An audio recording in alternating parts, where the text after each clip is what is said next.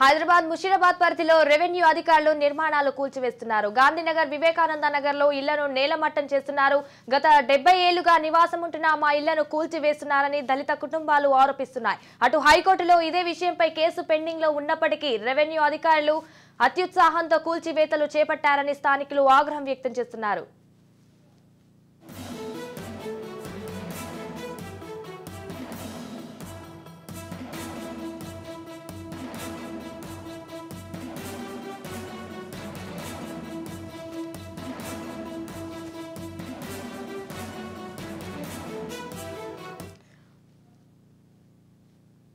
హైదరాబాద్ ముషీరాబాద్ పరిధిలో రెవెన్యూ అధికారులు నిర్మాణాలు కూల్చివేస్తున్నారు. గాంధీనగర్, వివేకానంద నగర్ లో ఇళ్లను నేలమట్టం చేస్తున్నారు.